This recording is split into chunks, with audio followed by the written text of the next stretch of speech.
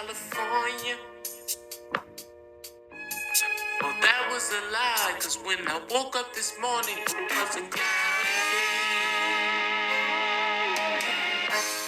I saw a man standing on the corner, yeah, with a sign in his hand that said, give him $1 and you get a blessing today.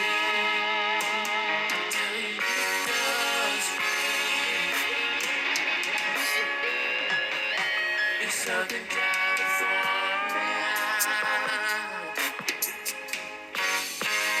Listen,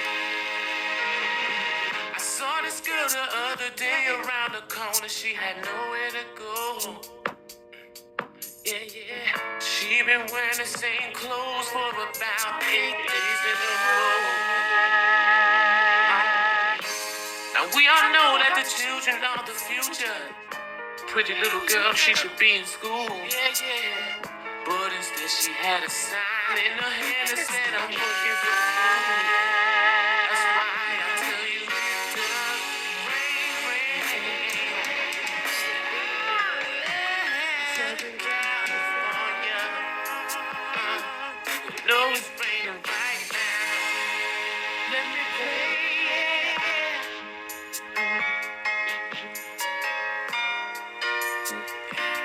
Who said it doesn't rain?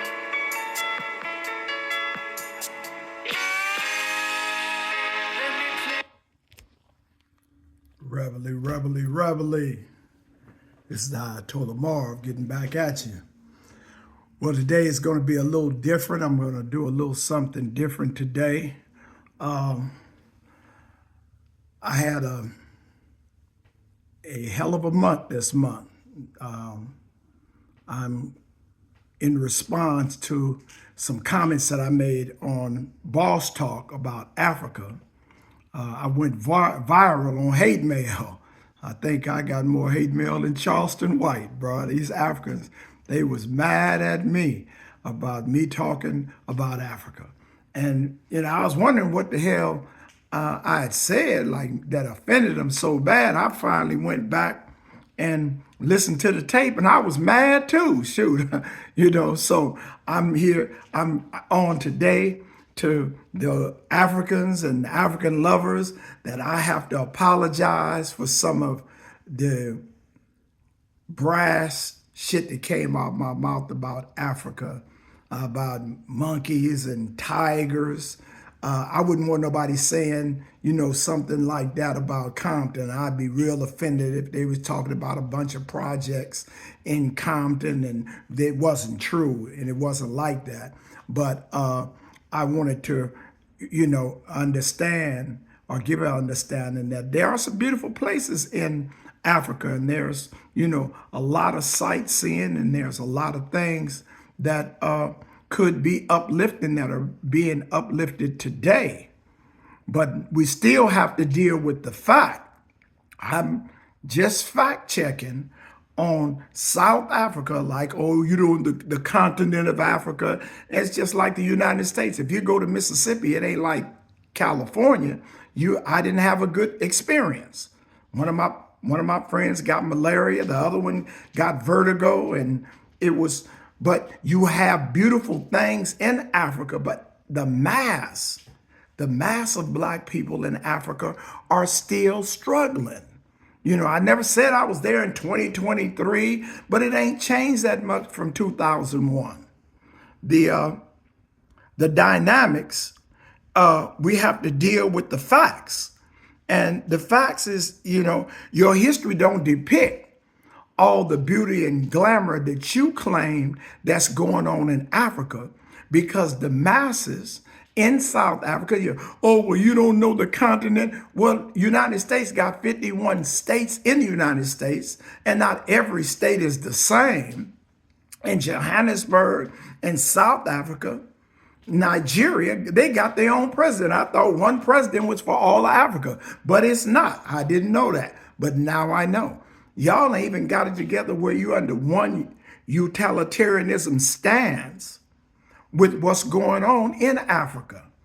So it's like, I was talking about apartheid, and white supremacy from 1948 to 1994. The Population Registration Act of 1950 provided the basic framework for apartheid and classified South Africans by race, including Botha, Black Africans, and coloreds, and mixed race, and whites, right? So you started segregation under apartheid. Apartheid is apartness. And you made it. So in 1950, the government banned marriage between whites and other races, and prohibited sexual relationships between blacks and whites, South Africans. A series of land acts set aside more than 80% of the country's land to the white minority and passed laws required non-whites to carry documents. From 48 through the 90s, a single word documented life in South Africa. Apartheid was kept the country's majority black population under the thumb of the small white minority. 1960, remember Sharpsville? Those that you don't remember Sharpsville, a protest that happened in 1960 that shot over 189 people, killed 69 blacks. I mean, that's worse than the Watts riot. 1961, a subgroup would persist to try what they could to see as ineffective in nonviolent protests, enacted armed resistance. Nelson Mandela helped organize the paramilitary subgroup of the ANC in 1960.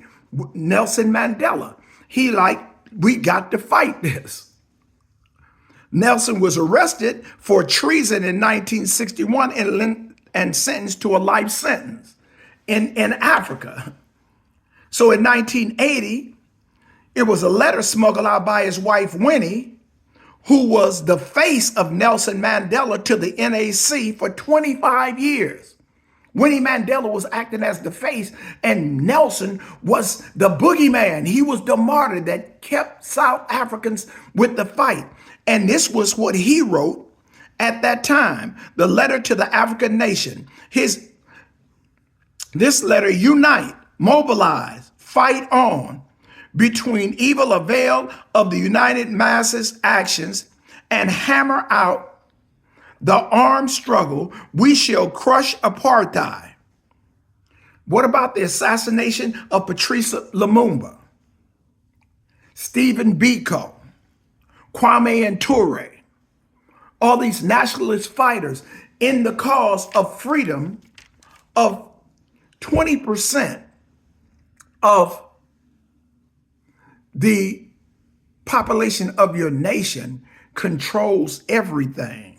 Over 1 billion people in South Africa, over 1 billion people in Africa, in the mass of Africa, and over 1 billion people, 900 million are Black Africans in Africa. So we didn't have the South African poorest province is Eastern Cape. The wealthiest is Gauteng, around 888,000 of the most rural Eastern Cape live in poverty. Gauteng is a city region which the best opportunities for jobs. Some 610,000 people live in poverty as of October 2023. We didn't talk about, you were in Africa. Okay, what about Alexandra? Alex, one of the poorest townships in South Africa in the province of Gauteng, with the population is about 179,624 blacks, 90%, 99%, 4% coloreds, Asians, and 0.1% whites. When we talk about why, the great Africa, and it's amazing. So the NAC, the biggest trick that de Klerk made, he knew that Nelson Mandela's name, and they was getting ready to make a revolutionary change in the 90s. So de Klerk disenfranchised the ANC by releasing an old man that was broken down. That everybody had said that when Nelson Mandela was freed in 1991, they thought that Africa was liberated. They thought everybody could have a holiday.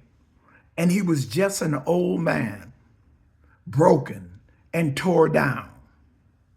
He made a speech, and his speech says, when he was freed, when he was let out of bondage, Africa thought that there would be a liberation. When he was freed, Africa thought that they had a leader, but I am just a man. He said, my children needed a father that they hadn't had for 25 years. I am just a man. He said, my wife needed a husband that she had missed for 25 years, but I am just a man. So de Klerk then put him up as a token head.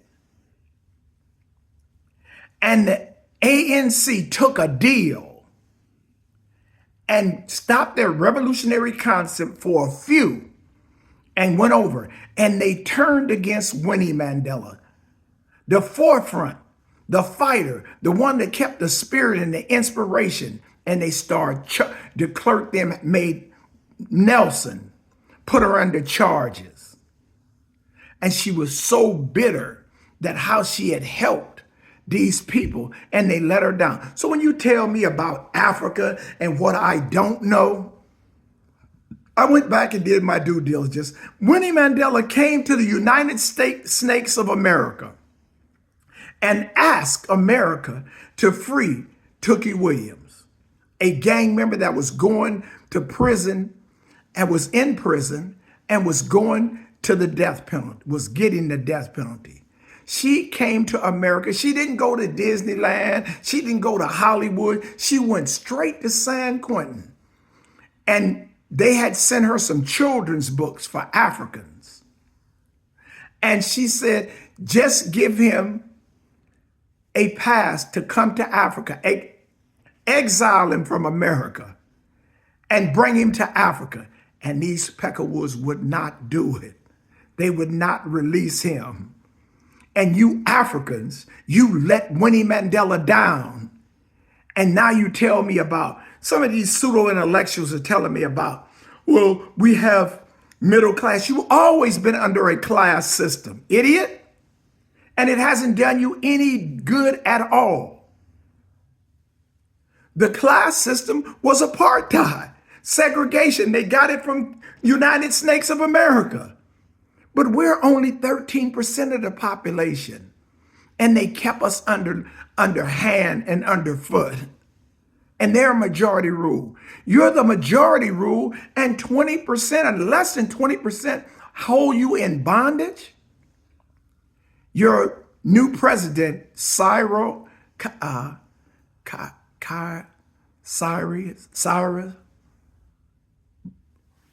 what is his name? Cyril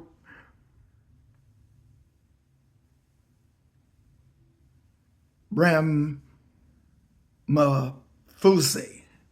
the new president. He has a good idea dealing with the new BRIC system, and he's embraced Russia and China along with India, the Emirates Republic, and other countries.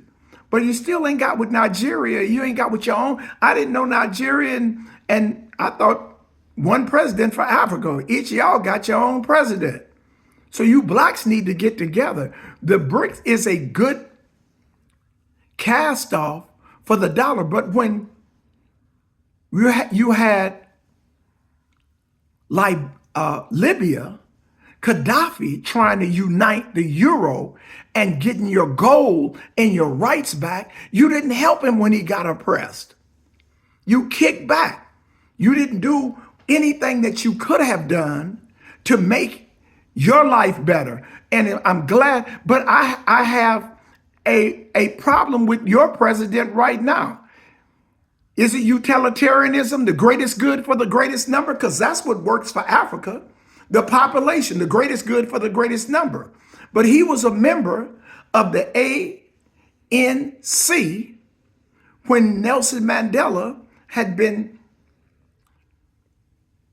hoodwinked, run amok, bamboozled, and he was one of the ones that made a deal with de Klerk and them to disenfranchise the ANC and make them a Democrat. You cannot be a democratic society in Africa.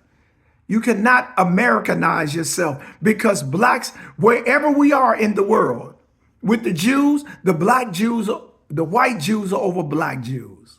In Africa, the white Africans are over the black Africans. In America, the white Americans are over the black, all over the world. So this is not changing, but I'm just saying, Africa, when you talk about me, and you put these contracts on me, don't kill the messenger. I apologize because y'all do wear sandals and it do look like you barefooted.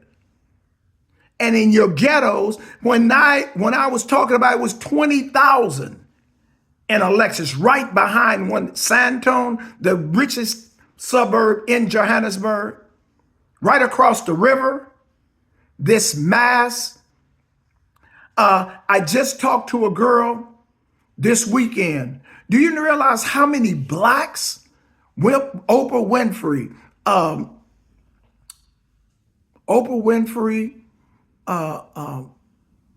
LeBron, Akon, and let's go on, of blacks that are contributing, putting schools and bringing blankets to Africa. One of my friends, Goddess Johnson, she's the ambassador for the blind. It's Uganda, I believe. We just sent blankets and shoes over to an orphanage of blind children that it's only one teacher in the whole school for the first grade to the 12th, over 500 kids. And they want school so bad they get in a boat and go from a river to get across to the school, and some of them drown. In 2023, we're not talking about something that happened decades and years ago. In one of the richest natural countries in the world, gold, minerals, diamonds, and you haven't taken control of that, and you mad at me for bringing it out?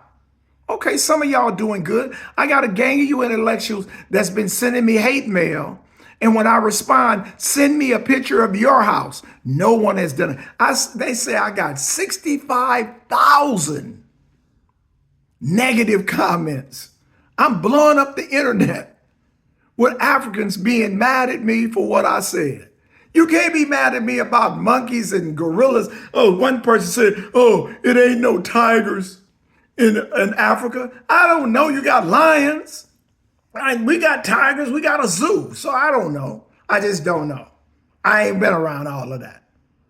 But in my experience, it was not what I seen for Black America. If you are the motherland, you are a crackhead motherland, like crackheads in America. You're doing nothing for your children. Not one of your billionaires, not one of your millionaires, out of 134 millionaires in Africa, it ain't but 8 black billionaires.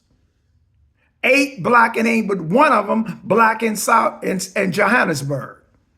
But I don't see y'all sending gangbangers in California and America. You're not reaching out in our Sunday donations. Ain't no Africans sending out anything to help blacks in America. So when I say what I say, I back it up with our 13% of population in the entire America, the churches.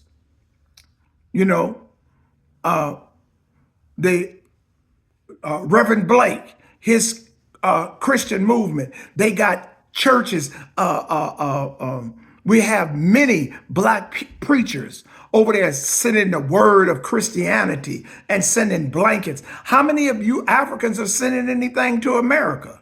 You come over here, but you don't go back. Look, this is a picture of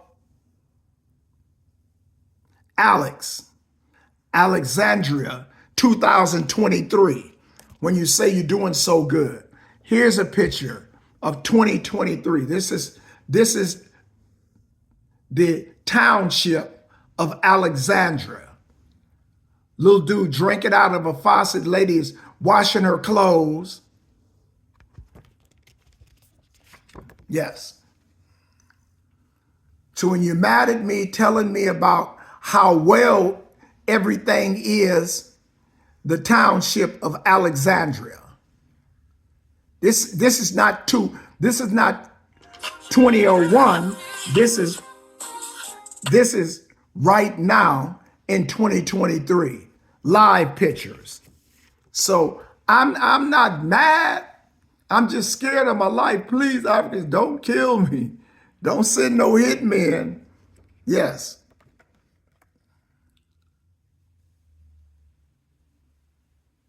So he doesn't know what he's talking about. I know what the hell I'm talking about. Yes, I do.